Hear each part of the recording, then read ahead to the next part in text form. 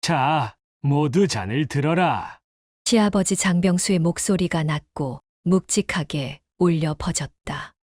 내일이면 모든 게 끝난다. 눈의 가시 같은 존재는 사라지고 500억 원은 우리 것이 된다. 민호의 완벽한 계획에 건배하자. 잔들이 부딪히며 폭소가 터졌다. 나는 꽃덩굴 뒤에 몸을 숨긴 채 그 소리를 들었다. 그들이 눈의 가시라 부른 존재가 누구인지 이제는 너무도 분명했다. 남편의 집내가 가정이라 믿었던 그곳은 사실 오래전부터 짜인 연극의 무대였다. 그들은 내 심장 수술을 기다리며 그 결과가 단순한 의료사고로 포장되길 기도하고 있었다. 내일 그들의 웃음은 나의 죽음 위에 올려질 축배가 될 터였다. 나는 더 이상 사랑받는 아내도 귀한 며느리도 아니었다. 그들의 눈에 나는 단지 거에게 유산을 물려줄 병든 심장일 뿐이었다. 그러나 그 밤 눈물과 절망 속에서 나는 결심했다. 그들이 원하는 건 내 죽음이었지만 내가 준비한 건 그들의 몰락이었다. 내일의 수술대 위에서 판이 뒤집힐 것이다. 이 이야기는 배신과 탐욕이 어떻게 가정을 무너뜨렸는지, 그리고 살아남은 한 여자가 어떻게 절망을 무기로 바꾸어 정의와 새로운 삶을 되찾았는지에 대한 기록이다. 결말은 여러분의 예상을 완전히 뒤엎을지도 모릅니다. 여러분의 생각은 어떠셨나요? 댓글로 꼭 남겨주세요. 구독과 좋아요도 잊지 마시고 방탐정의 이중 파일과 함께 더 놀랍고 흥미로운 이야기 속으로 떠나봐요. 병원 창밖으로 보랏빛 저녁이 번져갔다. 시간은 흐르고 있었지만 내 마음은 멈춰 서 있었다. 나는 하얀 베개의 등을 곧게 세운 채 앉아 있었다. 공기를 채운 소독약 냄새, 그 익숙한 향이 오늘따라 낯설고 불안했다. 강남의 대형 병원에 입원한 지도 벌써 반년. 내 남편 장민호, 심장외과 과장이자 내가 전부라고 믿어온 사람. 그의 손길이 닿은 약과 식사, 그의 목소리와 눈빛 하나까지 내 삶을 지탱해왔다. 하지만 오늘은 그 믿음마저 흔들리고 있었다. 설명할 수 없는 불안이 가슴 한쪽을 파고들었다. 내일 나는 다시 수술대에 오른다. 태어날 때부터 약한 심장은 늘 나를 따라다녔다. 그런데도 아이러니하게도 가장 충만하고 안정적이라고 믿었던 지금 다시 심장이 나를 배신했다. 7해 결혼 생활 동안 나는 그에게 전적으로 의지했다. 그는 늘 말하곤 했다. 내 건강이 내겐 가장 중요해. 그 말은 나를 지탱하는 주문 같았다. 문이 열리며 그의 낮고 부드러운 목소리가 병실을 채웠다. 하얀 가운을 입은 그는 늘 그렇듯 미소를 지으며 들어와 내 손을 잡았다. 나는 그 따뜻한 손길의 불안을 감추려 억지로 웃었다. 그는 다시 다독였다. 걱정 마. 내일 수술은 내가 직접 집도할 거야. 실수 같은 건 없어. 나만 믿어. 나는 고개를 끄덕이며 그의 어깨에 머리를 기대었다. 그 품은 여전히 단단했지만 내 안에서는 알 수 없는 균열이 일어나고 있었다. 2해 전 비행기 사고로 부모님을 잃은 뒤 나는 500억 원의 유산과 함께 세상에 홀로 남겨졌다. 그때도 그는 곁에 있었고 나는 그가 유일한 버팀목이라고 믿었다. 그가 이마에 입을 맞추고 병실을 나서자 방 안은 다시 고요해졌다. 시계 초침 소리만이 공기를 갈랐다. 나는 눈을 감아보았지만 불안은 더 짙어졌다. 그 순간 떠오른 것이 있었다. 어머니가 마지막으로 내 손에 쥐어주신 작은 염주. 그건 늘 내 침대 머리만 서랍 속에 있었는데 병원으로 옮겨오며 가져오지 못했다. 내일 수술대에 오르려면 반드시 그 염주가 필요했다. 그것 없이는 견딜 수 없을 것 같았다. 밤 10시 장민호는 이미 집으로 돌아갔을 터였다. 그를 부르고 싶지 않았다. 하지만 불안은 이성을 집어삼켰다. 결국 나는 스스로 집에 다녀오기로 했다. 염주만 챙기고 돌아오면 될 일이라고 스스로를 달랬다. 나는 환자복을 벗고 얇은 외투를 걸친 채 조심스레 병실 문을 나섰다. 텅 빈 병원 복도를 지나 입구에서 택시를 잡았다. 차창 밖 어둠을 가르며 청담 레지던스로 향했다. 7해의 기억이 깃든 그 집은 멀리서부터 환히 불을 밝히고 있었다. 이상했다. 그는 가족들도 먼저 쉬게 했다고 말했는데 집은 나처럼 환했다. 가까워질수록 심장은 불규칙하게 뛰었다. 대문 앞에는 남편의 차뿐 아니라 시아버지 장병수의 차, 시누이 장세라의 차까지 있었다. 게다가 처음 보는 고급 외제차들이 줄지어 서 있었다. 내일은 내가 생사를 건 수술을 받는 날이다. 그런데 왜 오늘 밤 집은 이렇게 떠들썩한 걸까? 나는 택시 기사에게 골목 입구에서 내려달라고 했다. 집 앞에 바로 서는 건 두려웠다. 밤바람이 옷깃을 파고들었고 내 발걸음은 납덩이처럼 무거웠다. 음악 소리와 웃음소리가 점점 더 선명해졌다. 명백한 파티였다. 나는 정문을 지나쳐 정원 쪽으로 몸을 숨겼다. 내가 직접 가꾸던 붉은 등꽃 덩굴이 울타리처럼 나를 가려주었다. 그 사이로 보이는 거실 안, 그곳에 진실이 있었다. 남편 장민호가 와인잔을 높이 들고 있었다. 얼굴 가득 환희가 번져 있었다. 그 옆에는 시아버지 장병수가 늘 체면을 중시하던 그 사람이 활짝 웃고 있었다. 시누이 장세라는 낯선 남자와 팔짱을 끼고 떠들썩했고 소파에는 배가 불러온 젊은 여자가 앉아 있었다. 시어머니 김명자는 그 여자를 정성스레 챙기며 과일을 건네고 있었다. 모두가 모여 환호하는 장면은 마치 이미 승리를 확정 지은 잔치 같았다. 내 귀는 우웅거렸지만 나는 정신을 다잡고 그들의 대화를 놓치지 않으려 애썼다. 자, 모두 잔을 들어라. 시아버지 장병수의 목소리가 낮고도 묵직하게 울려 퍼졌다. 내일이면 모든 게 끝난다. 눈의 가시 같은 존재는 사라지고 500억 원은 우리 것이 된다. 민호의 완벽한 계획에 건배하자. 잔들이 부딪히는 소리, 이어지는 폭소가 거실을 가득 채웠다. 나는 꽃덩굴 뒤에서 숨을 죽인 채 얼어붙어 있었다. 그들이 눈의 가시라 부르는 존재가 누구인지 이제는 너무도 분명했다. 내일이면 나를 뽑아낸다는 그 말, 내 목숨을 잘라내겠다는 선언이었다. 민호는 와인잔을 비우고 옆에 여자를 끌어안았다. 불룩하게 부른 그녀의 배에 입을 맞추며 낮게 속삭였다. 보이야, 하루만 더 참아. 내일만 지나면 너와 아이를 내 옆에 당당히 세울 거야. 정식으로 아내로 맞이하겠다. 박도희. 최근 병원 약제팀에 새로 들어와 내 약을 직접 챙기던 여자. 그 아이의 아버지가 내 남편이라는 사실이 그제야 날카롭게 드러났다. 나는 무릎이 풀리는 듯한 절망 속에서 지난 새해의 결혼 생활이 순식간에 무너져 내리는 것을 느꼈다. 새해 동안의 사랑과 보살핌, 그 모든 것이 철저히 계산된 사기극이었다. 민호, 내일 수술 정말 실수 같은 건 없겠지. 시누이 장세라의 목소리가 들렸다. 그 안에는 감추지 못한 초조함이 묻어 있었다. 민호는 내가 한 번도 본 적 없는 표정으로 비웃었다. 차갑고 잔혹한 웃음, 마치 수술 도구보다도 더 예리한 칼날 같았다. 걱정 마. 나는 지난 7해 동안 준비했어. 병력부터 모두 파악했다.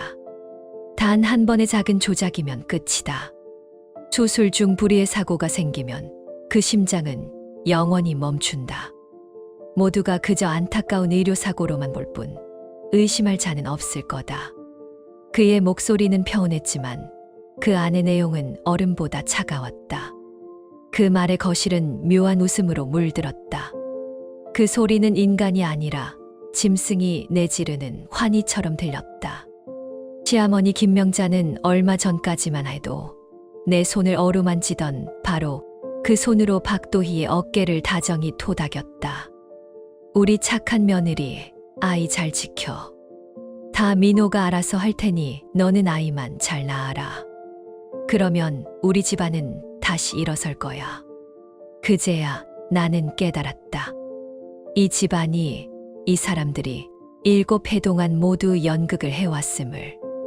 민호는 나와 결혼했고, 나를 사랑하는 척했고, 나를 보살피는 척했다. 그러나 그 모든 것은 내가 가진 재산을 향한 계산이었다. 그는 포식자처럼 인내하며 내 심장이 가장 약해지는 순간을 기다렸다. 내일의 수술은 나를 살리는 수술이 아니라 예정된 사형 선고였다. 가슴이 찢어지는 듯 아팠다. 숨이 막혀오고 나는 차가운 담벼락에 몸을 기댔다. 쓰러지지 않으려 그 벽을 꼭 붙들었다. 눈물이 쏟아졌지만 소리내어 울 수는 없었다. 나는 이 혐오스러운 연극의 끝을, 그 증거를 끝까지 지켜봐야만 했다. 시아버지가 다시 입을 열었다. 걔가 죽고 나면 우리는 신속히 법적 절차를 끝낼 거다. 민호가 유일한 정식 상속자가 되면 500억 원은 우리 회사의 빚을 갚고 내가 새 사업을 시작할 자본이 될 거다. 우리 집안은 다시 왕처럼 살게 될 거다. 우리는 그 병을 너무 오래 견뎌왔다. 그들의 말 하나하나는 날카로운 칼날처럼 내 심장을 베었다. 나는 그제야 분명히 깨달았다. 그들의 눈에 나는 단지 병든 존재, 눈의 가시, 이용해 먹을 도구일 뿐이었다는 것을. 지난 7해 동안 받은 모든 사랑과 관심이 전부 위선이었음을. 어둠 속 정원에 서서 나는 거실의 빛을 바라보았다. 내가 가족이라 믿었던 사람들이 내 죽음을 축하하며 모여 있었다. 한밤중 내 세계가 산산조각 무너져 내렸다. 처음엔 멍했고 그 멍함이 가시자 그 자리에 분노와 참담한 고통이 가득 찼다. 눈물이 멈추자 가슴 속에서는 복수의 불씨가 타올랐다. 나는 이렇게 죽을 수 없었다. 부모님은 저 세상에서 편히 쉬셔야 한다. 내 피와 가족의 뼈 위에 저 짐승들이 안락을 누리도록 내버려 둘 수 없었다. 나는 살아남을 것이다. 그리고 그들에게 내가 받은 모든 것에 대가를 치르게 만들 것이다. 떨리는 손이 외투 주머니 속으로 천천히 들어갔다. 핸드폰을 꺼내는 순간 하나의 생각이 번쩍였다. 증거가 필요했다. 그들의 잔혹한 말과 더러운 계획을 모두 기록해야 했다. 나는 화면을 켜고 영상 녹화 모드를 눌렀다. 카메라를 잎사귀 사이로 조심스레 들이밀었다. 화면 속에서 그 추악한 광경이 고스란히 잡혔다. 잔을 부딪히며 웃는 얼굴들, 괴물 같은 대화들이 전부 담겼다. 도희야, 이걸 봐. 장민호가 주머니에서 벨벳 상자를 꺼냈다. 열린 상자 속엔 반짝이는 다이아몬드 반지가 있었다. 이건 너에게 프로포즈하려고 준비한 거야. 내일이 끝나면 큰 결혼식을 올리겠다. 모두가 너를 내 아내로 알게 될 거다. 박도희는 환희에 찬 얼굴로 반지를 받았다. 고마워요, 민호 선생님. 이제 우리 모자는 아무 걱정 없겠죠. 나는 이를 악물었다. 핸드폰이 흔들리지 않도록 손을 더 꽉 쥐었다. 모든 각도, 모든 표정, 모든 말을 담았다. 반드시 부인할 수 없는 증거를 만들어야 했다. 영상은 15분 가까이 이어졌다. 그들의 음모와 계산이 그대로 기록됐다. 그들이 다른 화제로 넘어가자 나는 녹화를 멈추고 파일을 암호화된 폴더에 저장했다. 이제 들키지 않고 떠나야 했다. 나는 고양이처럼 소리 없이 뒷걸음쳤다. 담장을 따라 골목길로 나왔다. 모든 과정이 악몽 같았지만 정신은 이상하리만큼 맑았다. 통증은 결심으로 바뀌었다. 약함은 사라지고 가슴속에 돌같은 의지가 생겼다. 나는 다시 택시를 잡아 병원으로 향했다. 차에 올라서자 비로소 길게 숨을 내쉴 수 있었다. 창가에 머리를 기댄 채 스스로에게 속삭였다. 이제 울 시간은 없다. 눈물로는 아무것도 바뀌지 않는다. 이제 행동해야 한다. 머릿속에는 단 두 사람의 이름만 맴돌았다. 내가 절대적으로 믿을 수 있는 단 두 사람. 첫 번째는 대학 시절부터 함께한 친구 오세라, 신경과 의사이자 영리하고 의리 있는 사람이었다. 두 번째는 우리 집안의 법률과 재산을 맡아온 최강호 변호사였다. 나는 먼저 오세라에게 전화를 걸었다. 벨이 한 번 울리자 그녀가 받았다. 여보세요. 이노가 내일 수술인데 왜 아직 안 자? 세라야, 나는 잠시 숨을 고르고 낮은 목소리로 말했다. 급한 일이 있어. 지금 병원으로 올 수 있어. 아무도 모르게 뒤쪽 출입구로 들어와서 특실 3번으로 와줘. 거기서 기다릴게. 그녀는 내 목소리의 이상함을 단번에 감지한 듯 더 묻지 않고 단호하게 답했다. 알았어. 20분 안에 갈게. 통화를 끊자마자 나는 최강호 변호사에게 전화를 걸었다. 변호사님, 저 이녹이에요. 이런 시간에 죄송해요. 제 생명과 전 재산이 걸린 일이에요. 그의 목소리가 즉시 무거워졌다. 무슨 일이야? 침착하게 말해봐. 전화로는 못 말해요. 내일 아침 7시에 병원으로 와 주시겠어요? 우리 직접 만나야 해요. 그리고 지금 당장 굴사조 계획을 가동해 주세요. 잠시 정적이 흘렀다. 아버지가 오래전부터 최 변호사와 함께 준비해 둔 비밀 계획, 최악의 상황을 대비해 내 재산을 즉시 동결이 전하는 방안이었다. 그가 그 계획을 실행에 옮기면 내일 아침 내 몸이 어디에 있든 자산은 이미 그들의 손이 닿지 않는 곳에 있을 것이다. 아버지는 늘 신중한 분이었다. 모든 위험을 미리 대비했다. 아마도 아버지의 예감이 내 남편의 속셈을 눈치챘을 것이다. 알겠다. 최강호 변호사의 목소리가 단단해졌다. 내일 아침 7시에 병원으로 갈 테니 그때까지 절대 조심해라. 누구도 믿지 마라. 알겠지? 네, 알겠습니다. 감사합니다. 전화를 끊자 한 짐이 덜어진 듯했다. 내 반격 계획이 공식적으로 시작됐다. 택시가 병원 정문 앞에 멈췄다. 나는 요금을 치르고 모자를 깊이 눌러쓴 채 빠르게 병원 안으로 들어갔다. 내 병실로는 가지 않았다. 그곳은 이제 안전하지 않았다.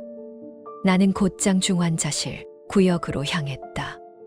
수술 후 환자용으로 준비된 빈 방이 있다는 걸 알고 있었다. 나는 그 방 3호에 들어가 오세라를 기다렸다. 이제부터 내 모든 발걸음은 계산돼야 했다.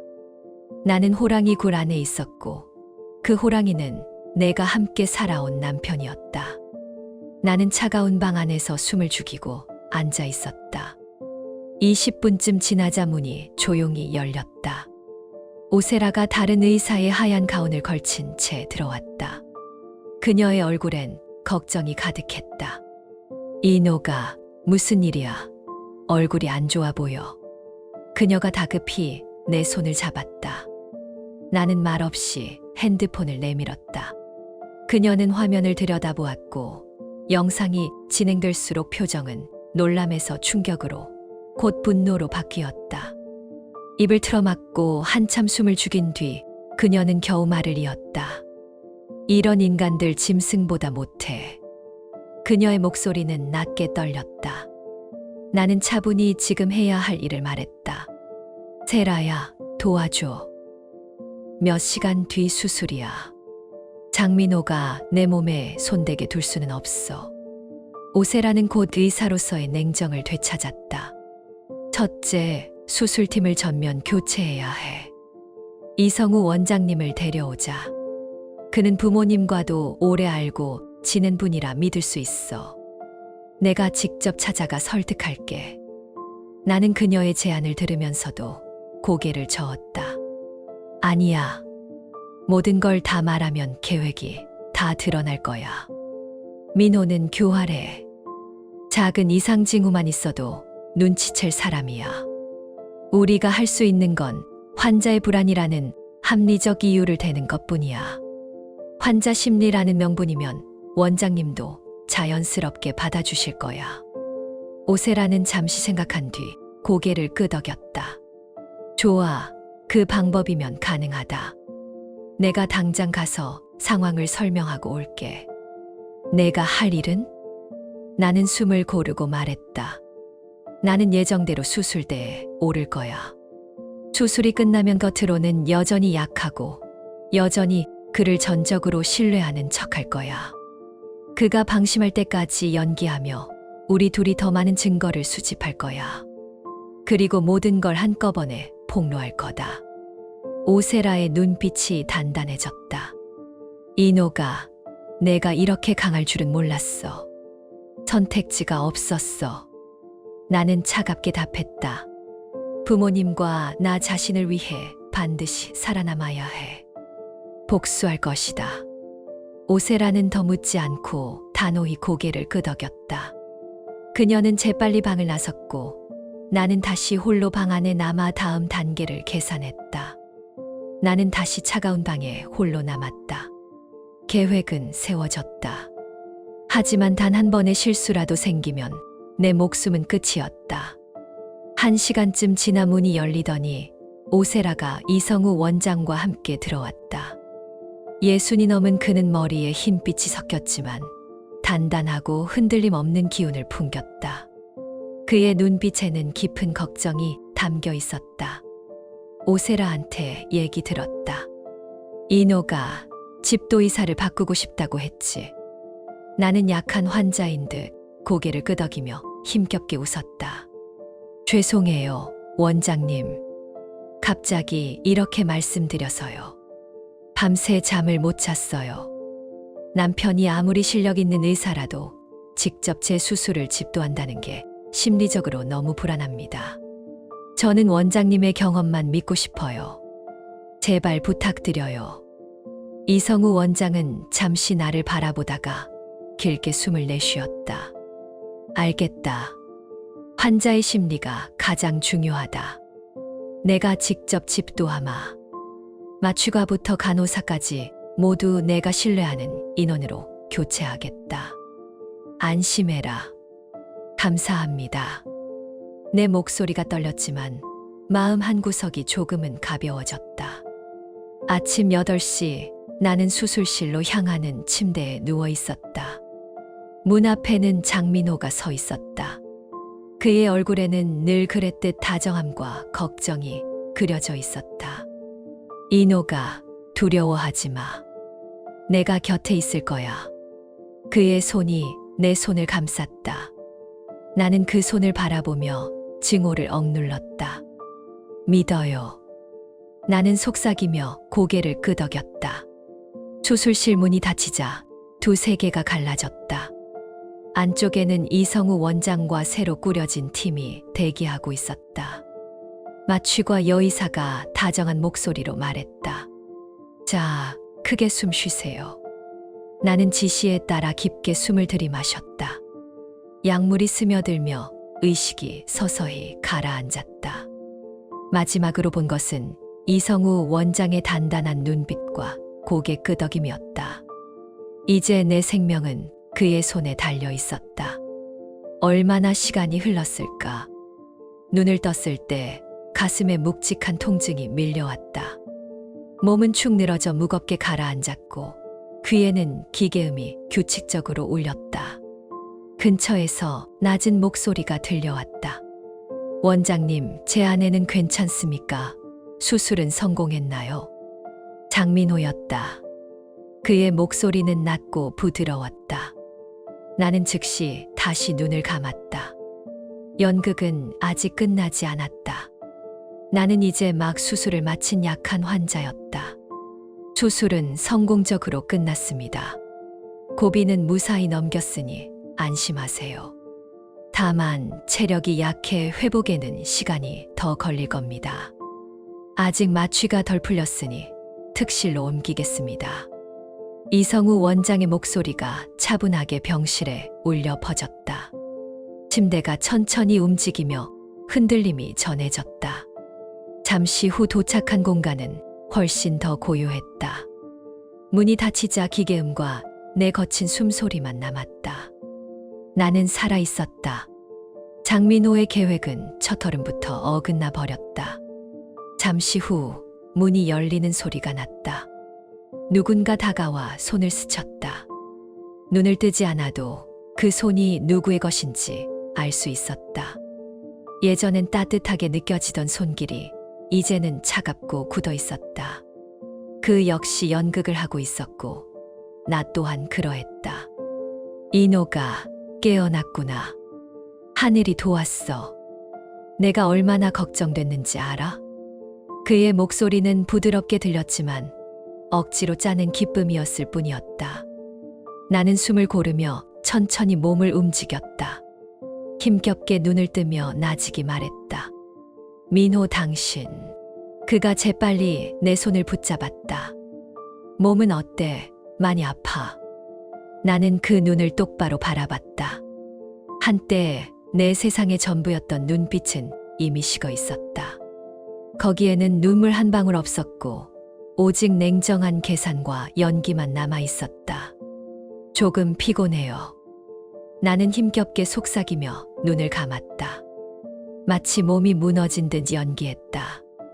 아직은 사랑스러운 아내의 가면을 써야 했다.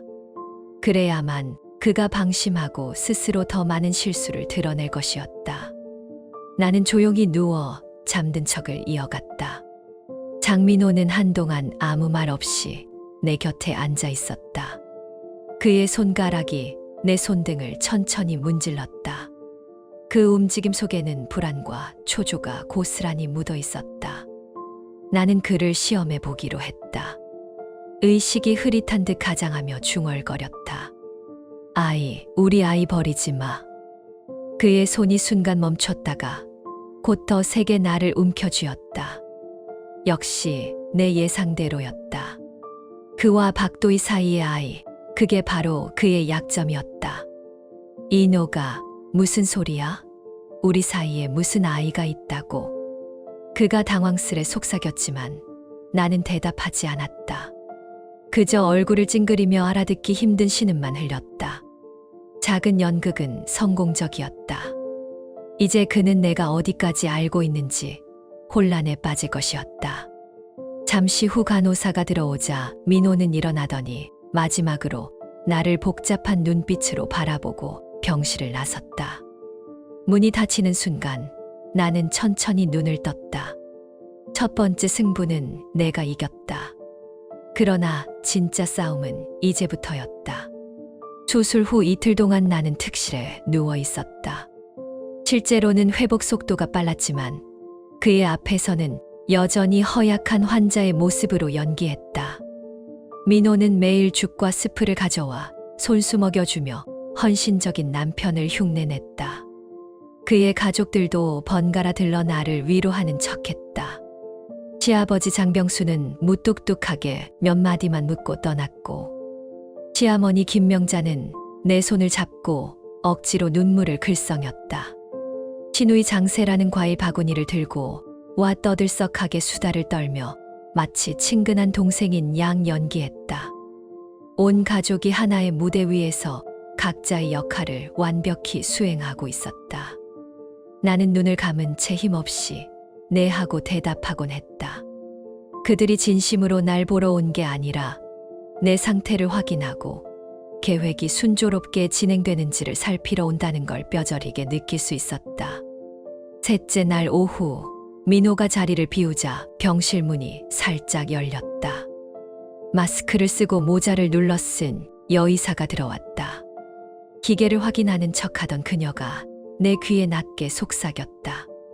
이녹 나야. 오세라. 나는 곧장 눈을 떴다. 오랜 친구의 눈빛이 마스크 너머로 드러났다. 그녀는 다른 의사로 위장해 들어온 것이었다. 드디어 들어올 수 있었구나. 그놈이 나가야만 움직일 수 있지. 내 몸 상태는 어때? 괜찮아. 이성우 원장이 확실히 지켜주고 있어. 좋아. 이제 내가 조사한 걸 보여줄게.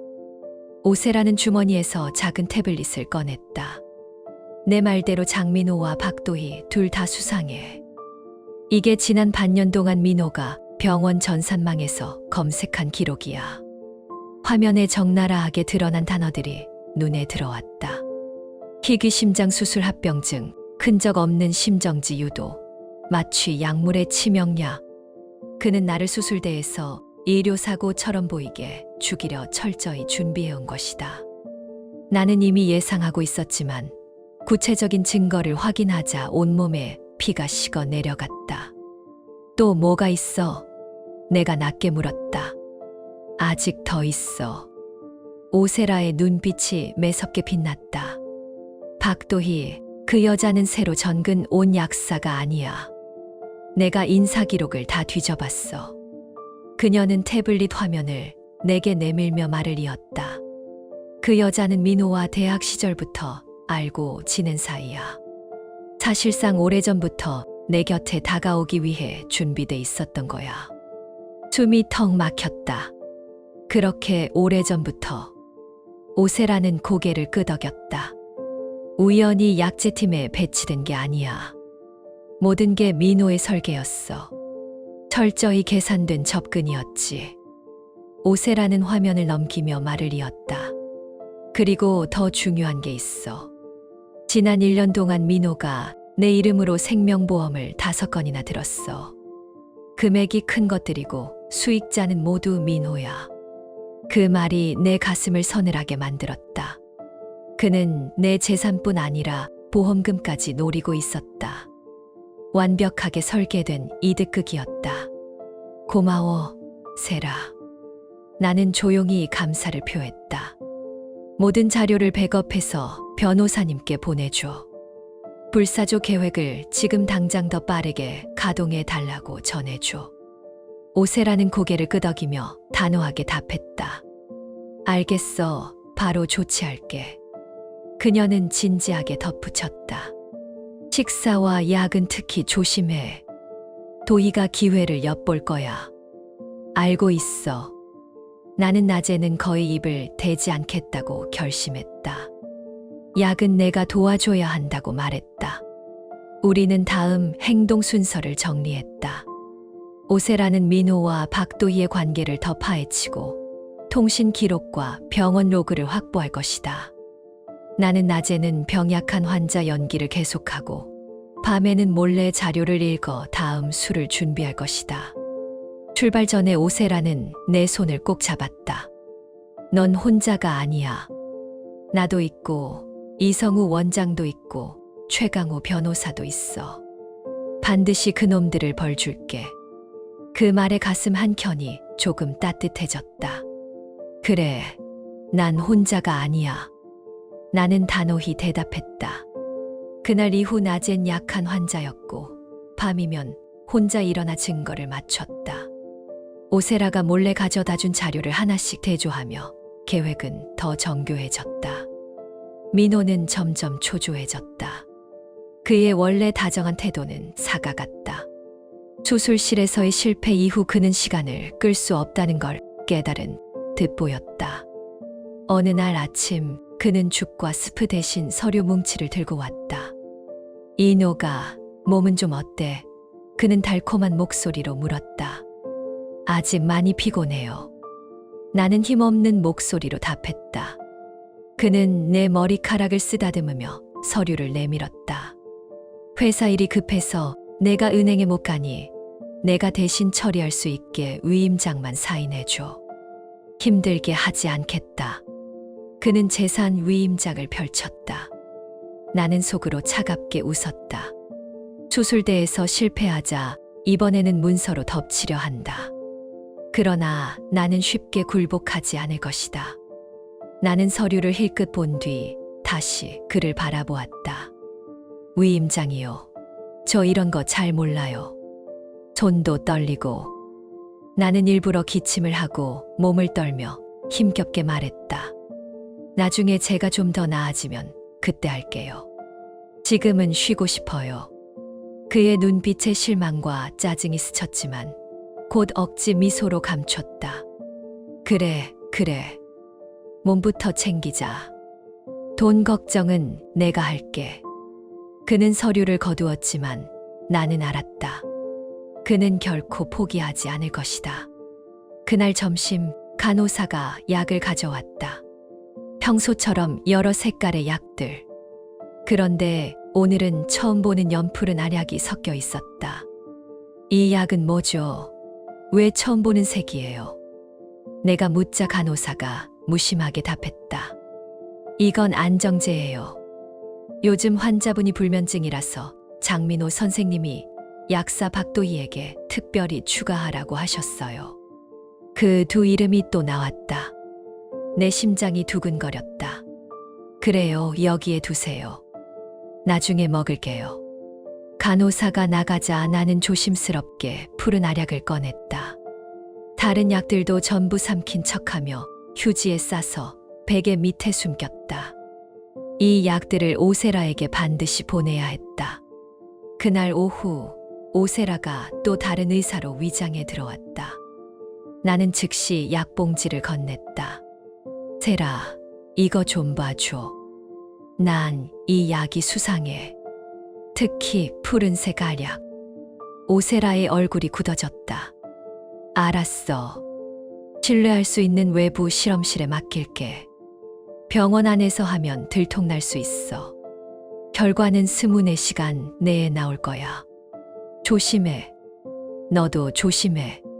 당분간 약은 절대 먹지 마. 내가 비타민과 진짜 보충제만 넣어줄게. 그날 밤 나는 잠들 수 없었다. 그들은 수술에 실패하자 이번에는 약으로 나를 서서히 죽이려 했다. 그 잔혹함에 숨이 막혔다. 다음 날 오후 오세라가 돌아왔다. 그녀의 얼굴은 창백했고 눈에는 핏발이 섰다. 그녀는 커튼을 닫고 내게 휴대폰 화면을 보여주었다. 이녹, 내가 맞았어. 그녀의 목소리가 떨렸다. 푸른색 약, 그건 안정제가 아니야. 고용량 낙태제야. 만약 너에게 아이가 있었다면 아이뿐 아니라 너의 자궁까지 파괴해 출혈과 사망을 일으킬 수 있어. 나는 몸이 굳었다. 그들은 혹시 내가 민호의 아이를 가졌다고 생각했을까? 아니면 그저 나를 천천히 죽여 합병증으로 만들 계획이었을까? 그리고 이건 더 심각해. 오세라가 다른 결과를 가리켰다.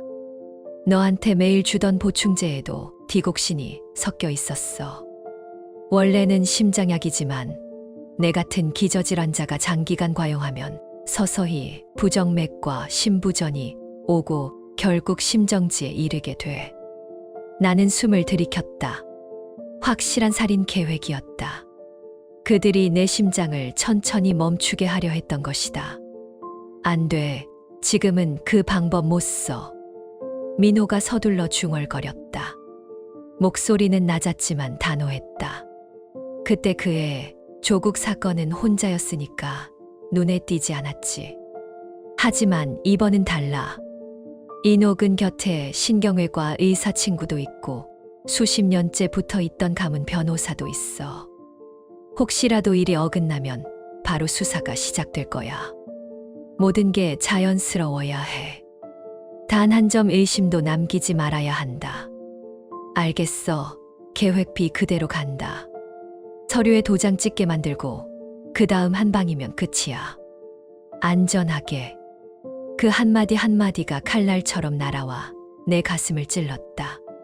그는 스스로 조국 사건을 다시 언급하며 지금의 음모까지 모두 토해냈다. 어젯밤 녹취와 이어붙이면 도망갈 구멍 따윈 남지 않는다. 잠시 후 그는 전화를 끊고 다시 돌아왔다. 얼굴은 이미 가라앉아 있었다. 됐어. 더는 말싸움하지 마. 그의 눈빛이 차갑게 번뜩였다. 여기까지 왔으니 마무리는 내가 한다. 그는 침대 곁으로 성큼 다가왔다. 손에는 이미 주사기가 쥐어져 있었다. 이녹, 마지막 기회 줄게. 사인하든가 아니면 이걸 맛보든가. 나를 향해 3마리의 짐승이 둘러싸고 있었다. 장병수의 탐욕스런 눈빛, 장세라의 잔인한 입술, 그리고 민호의 주사기. 그러나 내 안엔 더 이상 공포가 없었다. 무대가 막을 내릴 시간이 다가오고 있었기 때문이다. 승자는 그들이 아니었다. 나는 눈길을 피하지 않았다. 침대 밑에서 손가락이 움켜쥔 또 하나의 주사기를 꺼내며 내 심장은 이미 결단을 내렸다. 그것은 오세라와 함께 준비한 특수 약물, 죽음을 부르지 않지만 심장 쇼크를 완벽히 흉내내는 약이었다. 나는 곧장 허벅지에 주입했다. 몇 초 후 가슴이 죄어오고 호흡이 가빠졌다. 온몸이 경련하며 눈동자가 위로 치켜떴다. 나는 거친 숨을 몰아쉬며 가슴을 부여잡았다. 장병수와 장세라가 동시에 비명을 질렀다. 뭐야? 민호의 얼굴이 굳었다. 그는 의사였다. 젠장 급성신부전이다. 그는 서둘러 주사기를 내던지고 달려들었다. 맥을 짚으며 욕설을 내뱉었다. 맥박이 약해 혈압이 떨어진다. 간호사 불러. 장병수는 허둥지둥 문으로 달려갔다. 그 순간 오세라와 위장한 형사가 들것을 끌고 들어왔다. 환자 상태가 어떻습니까? 박사님, 오세라가 다급한 목소리로 물었다. 심장 쇼크야. 제세동기랑 아드레날린 준비해. 민호는 완전히 상황을 지휘하는 의사로 변했다. 그러나 그는 몰랐다. 그가 명령을 내리는 순간 이미 함정 속에 빠져 있다는 것을. 모니터의 알람음이 요란하게 울렸고 방 안은 긴박한 외침으로 가득했다. 그러나 모든 것은 치밀하게 계산된 연극이었다. 오세라와 형사는 절묘하게 내 생존 수치를 조절하며 나를 죽음 직전까지 몰아붙인 듯 보이게 만들었다. 민호의 얼굴엔 2가지 감정이 교차했다. 의사로서의 긴장, 그리고 남편으로서의 기만적 환희. 그는 속으로 확신했다. 내가 진짜로 죽어간다고. 주위가 잠시 소란스러워지자 그는 몸을 굽혀 내 귀에 속삭였다. 이녹, 이제 끝이야. 그의 입가에는 광기 어린 미소가 번졌다. 7년 동안 사랑하는 척하느라 지쳤다. 하지만 이제야 보상이 오는구나. 150억, 그건 나와 도희, 그리고 우리 아이의 것이다. 그 순간에도 나는 내 심장을 짓누르는 고통 속에서 알아차렸다. 그의 마지막 자백, 가장 명백한 독백이 내 귀와 녹음기 안에 함께 새겨지고 있음을. 그는 비웃듯 속삭였다. 이녹, 날 원망하지 마. 내 잘못이 아니야. 부유한 집안에서 태어난 건 행운이었지만 병든 심장을 가진 건 불운이었지. 내가 떠나면 나는 내 돈으로 마음껏 누릴 거야. 너 대신 내가 세상을 즐길 거다. 그 독백은 남김없이 녹화됐다. 오세라가 베개 옆 단추에 심어둔 초소형 카메라가 그의 미소, 그의 눈빛, 그의 고백까지 전부 담았다. 문이 벌컥 열리자 경찰들이 우르르 밀려들어왔다. 총구가 그들을 향해 겨눠졌다. 모두 움직이지 마라. 당신들은 체포됐다. 강력반 팀장이 외쳤다. 민호의 얼굴이 창백해졌다. 장병수와 장세라는 말문이 막혔다. 그들은 자신들이 얼마나 깊은 함정에 빠졌는지 깨닫지 못한 채 얼어붙었다. 한 형사가 내 앞에 다가와 손수건을 내밀었다. 정확히 언제, 어떤 방식으로 범죄를 저질렀는지 신문하겠습니다. 우선 체포합니다. 그의 목소리는 차갑고 확실했다. 나는 천천히 자리에서 일어났다. 거짓으로 꾸며진 약하고 무력한 모습은 이제 필요 없었다. 카메라와 녹음기, 검출 결과, 보험 자료, 수많은 증거들이 이미 그들 위에 있었다. 형사 하나가 녹음기를 재생했다. 민호의 목소리가 방 안을 가득 채웠다. 내가 떠나면 나는 내 돈으로 마음껏 누릴 거야. 그의 말은 더 이상 비밀이 아니었다. 다른 형사가 태블릿 화면을 올려 보였다. 오세라가 확보한 보험 서류와 병원 로그, 그리고 외부 실험실의 약물 분석 결과가 차례로 공개되었다. 모든 정황이 명확했다. 지점장의 눈은 떨렸고 그의 얼굴은 창백했다. 우리가 그런 일을 알지 못했다고요. 그의 목소리는 작게 떨렸다. 형사들은 조서를 읽어내렸다. 당신들은 공모, 살해 미수, 보험 사기, 문서 위조 등의 혐의로 현행범 체포됩니다. 그 말에 장병수의 입술이 파르르 떨렸다. 민호는 결국 무너졌다. 그의 눈에서는 처음으로 공포가 흘렀다. 이럴 수가, 이게 무슨 짓이냐 그는 중얼거렸다. 나는 천천히 숨을 고르고 주변을 둘러보았다. 최강호 변호사와 형사홍 그리고 오세라가 각자의 자리에서 차분히 증거를 정리하고 있었다. 법의 그물이 단단히 조여지고 있었다. 형사 한 명이 내게 다가와 말했다. 인옥 씨, 안전을 위해 오늘부터 잠시 보호 조치를 취하겠습니다. 필요한 진술은 추후에 정식으로 요청하겠습니다. 나는 고개를 끄덕였다. 민호와 그의 가족은 수갑이 채워진 채 호송차로 끌려갔다. 그들의 눈빛은 마지막까지도 계산적이었지만 이제는 아무 소용이 없었다. 나는 창밖으로 고개를 돌렸다. 바깥의 햇빛은 평온하듯 내리쬐고 있었다. 마음속 깊은 곳에서는 오래 묵은 분노가 조금씩 가라앉고 있었다.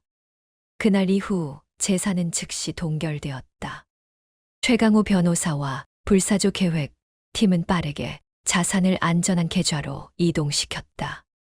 법과 수사기관은 모든 거래 내역을 추적했고 보험금 수급 절차도 중단되었다. 며칠 뒤 나는 경찰서에서 공식적으로 진술을 마쳤다. 녹음과 영상, 약물 검사 결과, 탐정홍의 보고서가 방대한 증거 자료로 제출되었다. 검찰은 곧바로 기소를 결정했다. 그 후로 몇 달간 나는 수술 후 회복과 동시에 재판 준비에 몰두했다.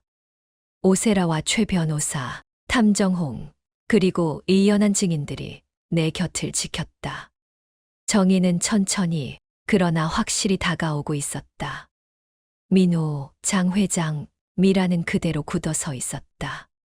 민호 손에서 떨어진 위임장은 차갑게 바닥에 흩어졌다. 경찰, 왜 여기 있는 거야?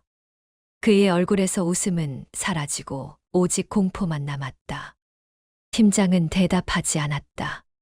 대신 나를 향해 고개를 끄덕였다. 그 신호에 나는 천천히 상체를 일으켰다. 손목에서 링거 바늘을 빼내며 더 이상 무력한 환자가 아니었다. 민호, 놀랍지? 내 목소리는 차갑고 흔들림 없었다. 나는 들것에서 내려 두 발로 단단히 섰다. 말도 안 돼, 내가 날 속였어. 민호는 연거푸 고개를 저으며 뒤로 물러섰다. 그래, 속였지. 내가 7해 동안 날 속여온 것처럼. 하지만 이제 내 연극은 끝났어. 그때 문이 다시 열리며 최강호 변호사와 황추타오가 들어왔다. 추타오의 얼굴은 분노로 일그러져 있었다. 장민호, 내 언니 황추구 기억나? 내가 살해한 바로 그 언니 말이야. 그 이름이 나오자 민호의 다리는 풀려 주저앉았다. 부인할 기회조차 남지 않았다. 너희가 벌인 모든 짓, 내 죽음을 축배들며 기뻐했던 밤, 독살하려던 음모, 그리고 내 입으로 내뱉은 살인 고백까지. 전부 이 방 안의 카메라와 녹음기에 다 담겼다. 나는 벽을 가리켰다. 붉은 불빛이 깜박였다. 내가 스스로 여우라 생각했겠지. 하지만 하늘의 그물은 성그러도 결코 빠져나갈 수 없다. 형사들이 민호를 제압해 수갑을 채웠다. 장 회장과 미라는 얼굴이 창백하게 굳은 채 움직이지 못했다. 안 돼, 재산은 150억은 분명 은행에 있는데. 민호가 마지막 발악처럼 외쳤다. 나는 냉소적으로 웃었다. 그건 껍데기일 뿐이야. 내 변호사가 만들어낸 가짜 계좌지. 진짜 자산은 이미 안전하게 옮겨졌다. 너희 손에 떨어질 건 단 한 푼도 없어. 그 말은 그의 마지막 심장을 꿰뚫었다. 민호는 바닥에 주저앉아 완전히 무너졌다. 6개월 후 재판정. 민호와 장 회장, 미라, 그리고 안빈 요양원의 공범들이 피고석에 줄줄이 앉아 있었다. 법정의 공기는 무겁고 차가웠다. 녹취록, 영상 기록, 약물 분석 결과, 증인 진술. 모든 증거가 명확했다. 민호는 사기, 상속재산 편취, 상해 미수, 그리고 살인 혐의까지. 황추국 사건과 내 부모의 비행기 사고까지 다시 조사되어 모두 그의 죄로 확정됐다. 판결은 차갑게 내려졌다. 피고인 장민호 무기징역에 준하는 징역 25년을 선고한다. 나는 방청석에서 눈을 감았다. 늦게 도착한 정이었지만 결국 도착한 정이었다. 박도희 역시 공범으로서 독살과 살인 모의에 직접 가담한 혐의가 인정되어 징역 18년을 선고받았다. 장병수와 장세라는 직접 살인을 저지르지 않았지만 범죄를 은폐하고 사기 행각에 가담한 죄로 각각 12년과 7년형을 선고받았다. 온 가족이 함께 짜낸 그 악몽 같은 음모는 결국 법정에서 무너져 내렸다. 안빈 요양원도 민낯을 드러냈다. 겉으로는 고급 요양원, 속으로는 재산을 노리는 범죄 조직. 원장과 관리자, 공모한 의료진 전원이 체포돼 기소됐다. 판결이 내려진 날, 나는 법정을 나서며 고개를 들어 맑은 하늘을 올려다보았다. 가슴속 깊이 켜켜이 쌓여있던 돌덩이가 한순간에 무너져 내리는 듯했다. 한 줄기 바람이 스쳐 지나가며 오랫동안 잊고 지냈던 평온을 내게 안겨주었다. 부모님도 황추국도 하늘 어딘가에서 이 장면을 지켜보며 미소 짓고 있을 것이다. 나는 그동안 살았던 대저택을 팔았다. 가짜 기억과 거짓된 행복이 배어있는 공간에 더 이상 머물고 싶지 않았다. 대신 작고 따뜻한 아파트로 이사했다. 남은 재산으로 사치스러운 삶을 살 생각도 없었다. 배신과 고통이 내게 가르쳐 준 건 진정 소중한 것이 무엇인지를 아는 마음이었다. 나는 재산의 대부분을 이녹심장 재단이라는 이름으로 기부했다. 심장병으로 고통받지만 돈이 없어 수술을 받지 못하는 환자들을 돕는 재단. 나처럼 간절히 살고 싶어 하는 이들에게 한 줄기 희망이 되길 바랐다. 오세라와 이성우 원장은 기꺼이 내 곁에 서서 재단 운영을 도왔다. 새로운 일은 바빴지만 그 바쁨 속에서 진짜 삶의 의미를 찾았다. 한 사람의 심장이 다시 뛰고 한 가족이 다시 웃게 될 때마다 나는 내 자신이 다시 태어난 것 같은 기분을 느꼈다. 나는 가짜 가족을 잃었지만 진짜 벗과 동지를 얻었다. 나는 사랑과 믿음을 잃었지만 그보다 더 큰 삶의 목적을 얻었다. 이제 나는 더 이상 약한 여자가 아니다. 나는 내 힘으로 삶을 지켜냈고 정의를 되찾았으며 다시 일어섰다. 폭풍이 지나간 자리에서 새로운 아침이 떠올랐다. 이제 내 인생의 책장을 새로 펼칠 차례다. 이번에는 누가 써주는 이야기가 아니라 내가 직접 써 내려갈 이야기로. 희망과 신뢰, 그리고 빛으로 물든 한 편의 새 장으로. 지금 당신의 마음은 어떤가요? 이 이야기를 따라오며 떠오른 감정이나 생각이 있다면 댓글로 남겨주세요. 사랑과 배신, 그리고 복수. 차갑게 끝맺은 이 짧은 이야기 속에서 혹시 잊고 있던 감정을 떠올리셨나요? 좋아요와 구독, 그리고 공유는 이런 이야기가 더 많은 사람들의 하루에 조용히 스며들 수 있는 힘이 됩니다. 끝까지 함께 해주셔서 감사합니다. 오늘 당신의 하루에도 조용한 평안과 따뜻한 용기가 함께하길 바랍니다.